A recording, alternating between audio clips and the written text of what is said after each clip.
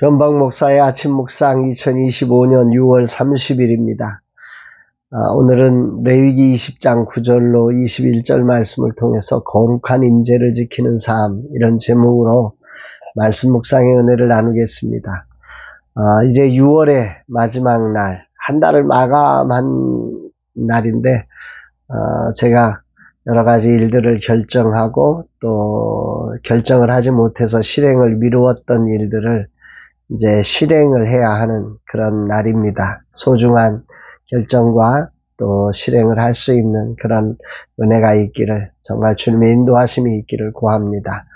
오늘 부른 찬양의 가사가 예수 따라가며 복음 순종하면 우리 행할 길 환하겠네. 주를 의지하며 순종하는 자를 주간을 함께 하시리라. 이 고백이 오늘 저의 고백이 되어서 정말 주님을 따라 사는 날 되기를 간절히 소망하게 됩니다. 주님의 청지기로 산다는 것은 주님의 뜻을 묻고 들어서 알아야 하는 것이 먼저죠. 주님의 뜻을 모르면 결국 내 뜻대로 살게 되는 것이니까 구체적인 삶의 자리에서 주님의 뜻을 알아가는 그 삶이 참 중요하다, 그런 생각을 해봅니다. 아울러서 주님의 뜻을 안다고 하는 것, 그래서 그 뜻을 가지고 살아간다는 것은 청지기의 한계를 인정하고 겸손히 순종으로 산다는 거죠. 주님을 따라간다는 것은 내 생각이 버려지지 않으면, 또 내가 청지기라는 사실을 인정하지 않으면 그 길을 제대로 살아갈 수는 없습니다. 삶의 모든 자리에 존재하는 사단과의 영적 싸움을 싸워낼 때 이 성경적 가치가 있어야만 우리가 그것과 저항해서 제대로 된 삶을 살아갈 수 있지 않을까 생각해 봅니다. 오늘은 내일 있을 중보기도 리더 모임을 준비하고 한 주간의 사역을 위해 공간을 청소하는 그런 시간을 갖게 됩니다. 모든 일정 가운데 주님의 은혜가 있기를 소망합니다. 이날 주님 어떤 말씀으로 인도하실까? 본문에는 이스라엘 공동체 안에서의 도덕적 그리고 성적 규범 위반에 대한 이 강력한 형벌, 경고가 다루어지고 있습니다. 핵심 내용을 보면 첫 번째는 부모를 저주하는 자는 반드시 죽임을 당해야 한다 말씀하죠. 9절에 보면 만일 누구든지 자기의 아버지나 어머니를 저주하는 자는 반드시 죽일지니 그가 자기의 아버지나 어머니를 저주하였은즉 그의 피가 자기에게로 돌아가리라. 반드시 죽일지니, 어머니 아버지를 저주하는 자는 그냥 반드시 죽여라. 그 부모를 저주하는 것, 그 피가 자기에게로 돌아가게 해야 한다, 이렇게 말씀합니다. 이렇게 강력하게 선포하는 이유는 부모 공경은 10계명의 인간을 향한 계명의 첫 번째 명령 아닙니까? 그 얘기는 뭐냐면 이것은 곧 하나님을 거역하는 중죄다, 이런 표현인 거죠. 오늘 말씀은 부모를 공경을 하지 않고 부모를 저주한다는 것은 동일하게 하나님을 공경하지 않는 것과 같기에 그런 사람들은 반드시 끊어지게 해야 한다, 이렇게 말씀하는 겁니다. 이후에도 10절부터 21절까지에 걸쳐서 간음, 근친상간에 대한 금지를 명령하고 있어요. 또 이 안에 동성애 금지라든지 수간을 금지한다든지 이 모든 것들은 당시 가나안의 풍습과 구별된 이스라엘 백성들만의 거룩함을 강조하고 있는 것입니다. 이 모든 것의 핵심은 개인의 죄를 너 이거 잘못이야, 이거를 말하는 게 아닙니다. 온 하나님의 백성 공동체가 하나님의 임재를 경험할 수 있는 길을 말하는 거죠. 레위기 전체는 너희는 거룩하라. 왜? 이는 나 여호와 너희 하나님이 거룩하기 때문이다. 다시 말하면 그 하나님이 너희 하나님이기 때문에 너희가 거룩해야 한다. 그 거룩하신 분과 거룩한 백성이 하나 되어 살 수 있는 길이기 때문이라는 거죠.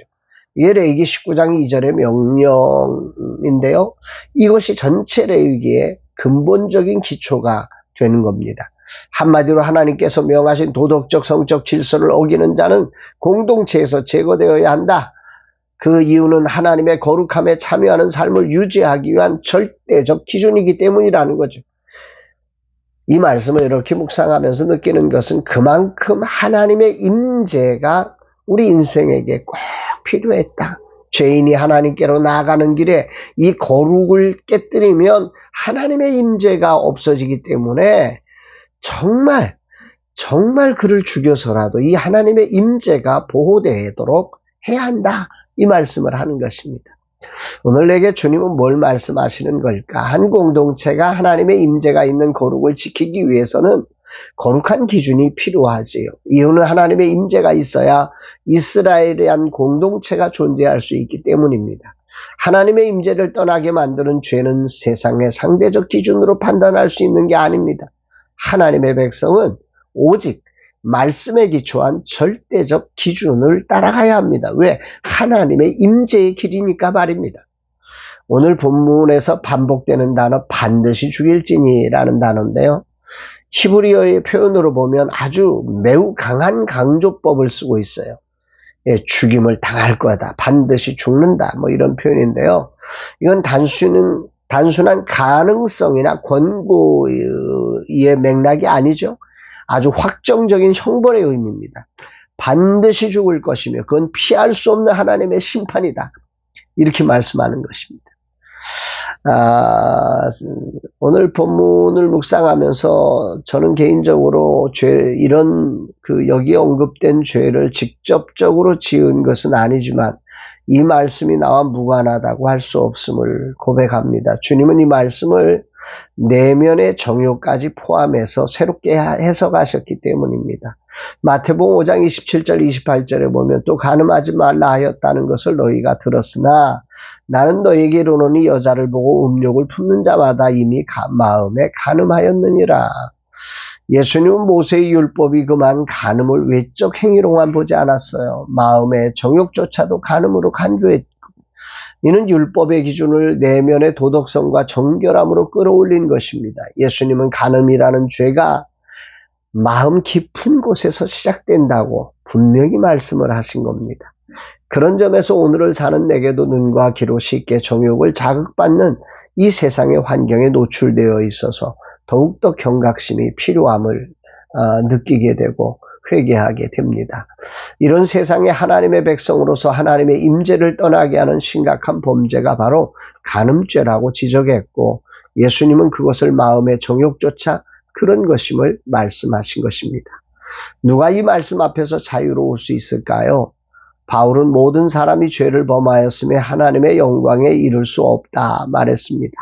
그러므로 오늘도 예수님 보혈의 공로를 의지하지 않고는 누구도 하나님의 임재 앞에 설 수가 없는 것이죠.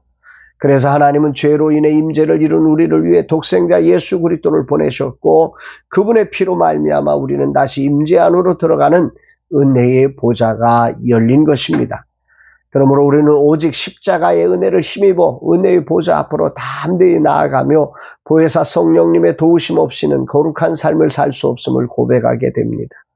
삶의 중요한 결정을 앞둔 오늘 내가 정말로 바라봐야 할 것은 내 삶과 사역 속에 하나님의 임재가 여전히 함께하고 있는가 하는 점임을 깨닫습니다.